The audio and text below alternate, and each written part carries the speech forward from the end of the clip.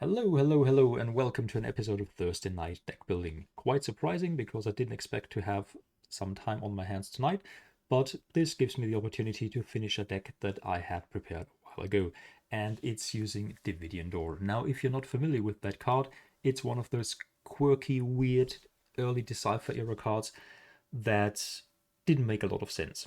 Well, actually, it makes a lot of sense because it allows you to report a card from the future, and in game terms, this means you can play a card, but you only had to show your opponent the card that actually allows you to do that on your next turn. And this led to a couple of weird situations because you could say something like, I'm calling Devidian Door, I'm reporting data to that ship or that planet. And your opponent said, hang on, what allows you to do that? And you say, well, Devidian Door. Well, can you show me the card? No, I can't. I haven't drawn it yet. I only have to show you next turn. So yes, that's actually how that card worked. And to help get rid of this weird situation, the Continuing Committee decided to change this card slightly. It still works, but now it actually was changed that before you can do that, you have to play one copy on table, so both players can actually read it and can verify that this is indeed how the card works. And then with every additional copy, you can report personal. And it still works like that. You can report a guy, and you only need the Devidian Door at some point during your next turn. If you can't show a Devidian Door on your subsequent turn, then you lose the game. That's the danger. So usually you only do it if you have a guaranteed way to have that card in hand, or if you have it already and you don't expect to lose it until you need it next turn.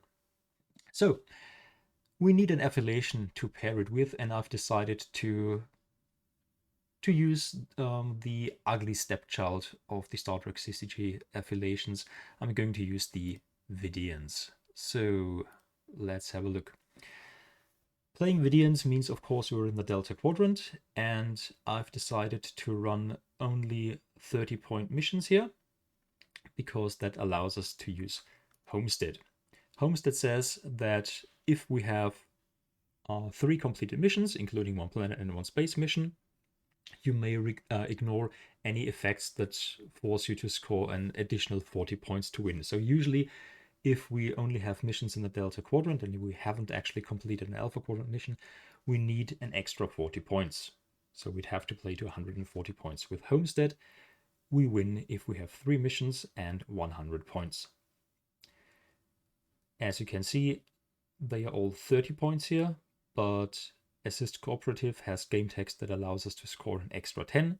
So with that one and any 2 others, we can get to 100, and there are a few other ways to score all points. What else do we need? We need a Q's tent. We have a temporal micro wormhole in our doorway phase. In our mission phase, it doesn't really matter how we arrange the cards. If we're playing in the Delta Quadrant alone and our opponent is somewhere else, we are quite flexible. If our opponent is also in the Delta Quadrant, try and have 1 planet reasonably close to Liberation. But that's really the only thing that matters here. We seed Caretaker's Array at Liberation. This allows us to seed a non-Borg Delta ship there, and we are seeding the USS Equinox there. And we're going to seed a Vidiian outpost at that location. That allows us to download the Vidiian Sodality. And then we also have Home Away from Home, which seeds on our USS Equinox. That's where we play cards, and to draw cards, we need a different planet. That's why we need to have those 2 reasonably close. We have Process or Mining and Ancestral Vision. Both cards can generate card draws. We also have Assign Support Personnel, which we need to set up our draw engines. We have New Arrivals that gives us a free play and a card draw. We have Mission Specialists, Angela Sassoni and McKay, that download to our outpost. And then we also have 2 hidden agendas, Quark's Isolinear Rods and Defend Homeworld. So all in all, that's 14 seed cards, giving you room for 16 dilemmas. There is no dedicated dilemma strategy with this deck, so use any 16 that work for you. Now, how does this deck play? Well, let's shuffle them and let's have a look what we draw. So this is a typical opening hand. You don't see a Vidiian. That's not surprising because the Vidiians aren't the majority. I think there are 16 Vidiians in the deck compared to about 26 non-aligned personnel. So what do? We get one free play, and the free play can be with home away from home. It allows us to download matching personnel that have the silver staffing icon. So in this case, that would be a non-aligned guy with a silver icon. So Egypt could play for free to USS Equinox. If we don't have such a personnel in hand, maybe we have a Vidiian with medical classification, then we could report them for free with the Vidiian sodality. And usually you will have one of those in hand to use as your free play. New Arrival says it discards if we played more than one personnel for free. So we're going to use our regular card play to just report a personnel. For example, we can go for Aurum. So that's our regular card play. So far that's rather mundane. One free play, one card play. That's not a lot of speed yet. So we need to do something about this. Usually with the guys we played on our first turn, we find the second silver staffing icon that we need to fly the USS Equinox. If we have a really bad opening hand and we don't find another silver icon, that doesn't matter either, because we are immediately going to go to our orders phase, discard assign support personnel, and from the queue's tent we are grabbing Dr. Nidem, who can play to the USS Equinox. Quadrant restrictions don't matter here because ASP allows him to report to that ship. And as you know, if you watched the series several times, quadrant reporting restrictions only apply if you're using the reporting ability on sites and facilities.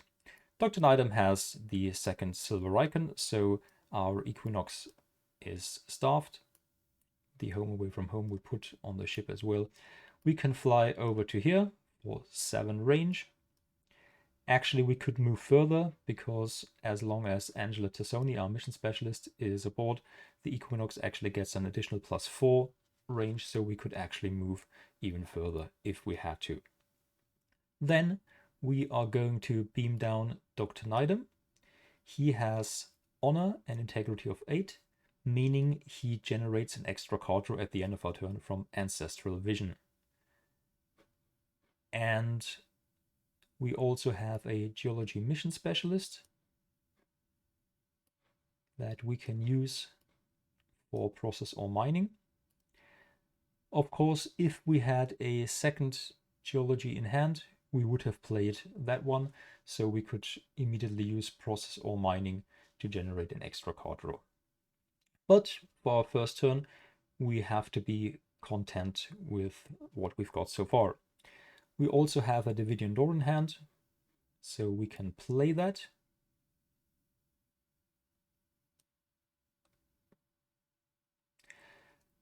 But in order to do that, we actually have to use the temporal micro wormhole first, because this one only allows us to play alternate universe personal and equipment cards. This is not a personal and equipment card. But temporal micro wormhole allows us to download a space-time portal once per game. And this now allows us to play alternate universe cards, but only one per turn. Which isn't really that important. We have several alternate universe cards in the deck, but usually we will only be able to play one anyway. And Devidian door, after the first one is on table, you only have to show it. You don't actually have to play it. So that doesn't matter. All right, that brings us to the end of our turn. We get one regular card draw, we get an additional card draw from New Arrivals, and we get an additional card draw from Ancestral Vision for Dr. Nidem. So that's 3 draws.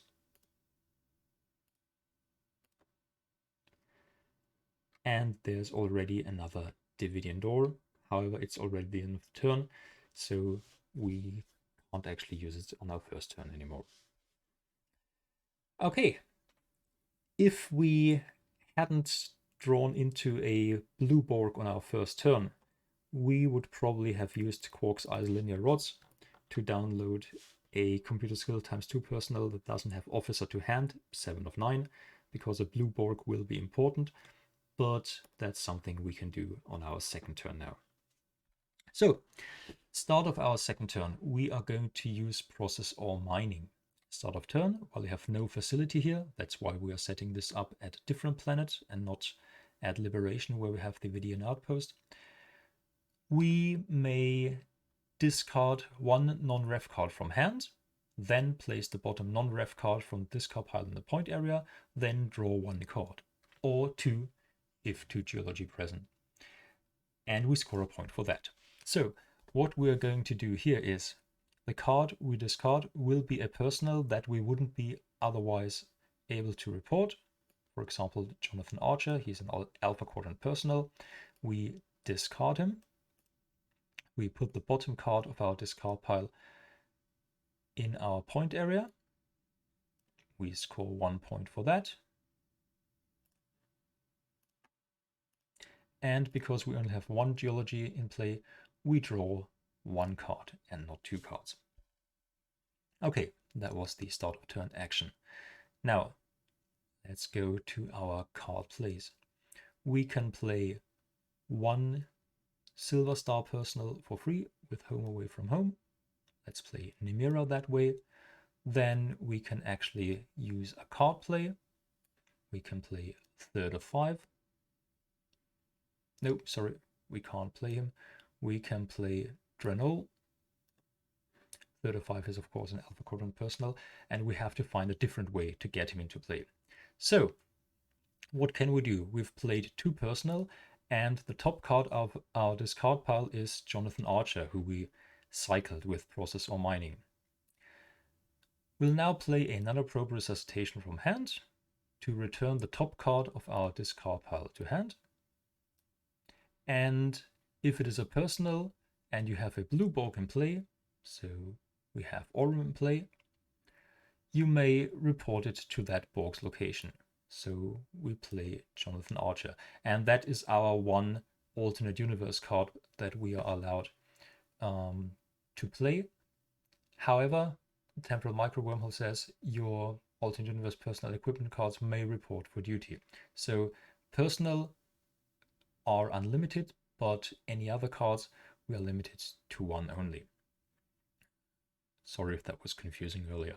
So now the Nanoprobe Resuscitation is discarded. Let's look at our hand. We have a Devidian door. So at this point we could also call Devidian door and then report a personnel to any planet. So why not report Gary 7? He's got lots of skills. So let's report him to the planet. And let's call Devidian door. So we know that we have to show this Devidian door to our opponent during our next turn. So let's look at our personnel. We still haven't got a second geology, which is against all odds in this deck, but we've got an app for that. Let's use Defend Homeworld to download a security personnel. Conveniently, we have Sorum with security there, so we're going to use him to report him, reports to the outpost here, and he can immediately download lower decks, which we also have in the tent, to give us an attribute bonus. And he's got a second geology. Now, unfortunately, our Equinox can't get there and back on the same turn to pick him up, so we are losing another card draw that way. But we can at least fly to here. And then at the end of the turn, we are going to draw 3 cards again. And then we can begin our third turn. Actually, we can also download 7 of 9 to hand now with Quark's isolinear rods. So that's also something that happens in the order phase. Let's just do that. She's also in the tent. and then we are set up for our third turn. As you can see, we've got 2 more doorways, not a lot of personnel in hand. We could, for example, at the start of our turn, discard third of 5 with process or mining. Discard him, bottom non-ref card goes into the point area. We score a point. We draw a card. Then we are going to play 7 of 9 for free with Home Away from Home. We are going to card play Sulan, for example. We could also free play him with Medical and Vidiian solidarity, but that would discard the new arrivals. And we still want that card play, that card draw. Then at some point during this turn, we have to show our opponent a Devidian door, remove it from the game in order to not actually lose the game. And then if we had a Nanoprobe Resuscitation in hand, we could get third of 5 out, or we could then call another Devidian door and report another personnel if we need them. For example, here's a geology that we could, with Devidian door, report directly to the planet there, meaning we don't have to fly around. All right, what else can we do? We've got lots of personnel already. We can download some stuff. We can fly to study Protonebula, and once per game you may download 1 to your ship there. So let's do that. 1 has a very nice special ability, shares all regular skills from all Borg at this location. And there's a surprisingly big number of Borg in this deck. For example, we already have Orm in play, we have 7 of 9 in play, and we've got Egypt in play as well. And he shares all those regular skills. So 5 skills from Orm, he shares 7 of 9 skills, Egypt skills, so he's quite good. And then we can throw these guys at missions. And that's really it. We are drawing as many cards as possible. Ideally, we are drawing 3 cards at the end of our turn. We get to discard 1 that we can then immediately play if we have a Nanoprobe Resuscitation, and then draw 2 more cards with the process or mining at the start of our turn. So let's just say we draw 4 more cards, and then you'll see that we have a couple of Vidiians in there and several Borg. And here is actually one of the key cards in this deck. There's only 1 copy of it because it's not the central strategy, but it's something that can take your opponent by surprise. I've already pointed out all those Borg or ex-Borg we have. Let me just put them on the table again here. There's Orm, there's 7 of 9. She's a guaranteed download with Quark's Eyes linear rods. 1 can be fetched from the mission here. There's Egypt. In our hand we had General Korok. And in the queue's tent we find Pijan and Lancer, and these guys can be downloaded if we draw into America. Here's the game text. When reported, may download Lancer and Pijan, which is quite powerful, but also when one of them dies, the other 2 die as well. Now, why is it nice to have all these Borg guys in play? Little Mezoti here has a fantastic special ability that is often overlooked. It says, once each turn, you may unstop your Borg present. And your Borg is not a single Borg. It's all your Borg present. So this is quite useful if you run into a dilemma that stops you, for example, something like Chula the Game, which stops an entire crew or away team for this turn and until the end of your next turn as well. You can immediately unstop your guys and often complete the mission right away. These Borg have so many skills that you can do a lot of these missions by unstopping them. For example, Engineer Science Computer Skill ×2. If Mezoti can only unstop 7 of 9 once the last dilemma has stopped your guys, then that's an insta-solve there. If we look at Repair Null Space Catapult, Engineer, Physics, and Diplo or Treachery. Engineer and Physics is on 7 of 9. Treachery is a bit harder to find on these guys, but maybe you have someone else that you're holding back and can complete it anyway. Engineer physics ×2 and honor and treachery. Honor is on Pijan, and physics you will find on Egypt and on 7 of 9. Security and transporter skill is also something that you find on some of your Borg guys. There's a security on him, and transporter skill is on someone else. I don't remember who it is exactly. And of course, study protonebula, astro, bio, and nav ×2 is also something that you should be able to cough up. There's an astro, there's a nav, he shares nav, and there's the biology. So these Borg can be very efficient at getting a mission a turn earlier than you would normally get it, simply due to Mesoti's unstopping ability there.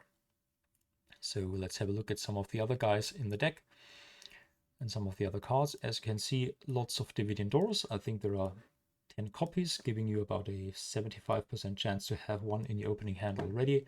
There are several copies of Nanoprobe Resuscitations to get out those cards from the draw deck.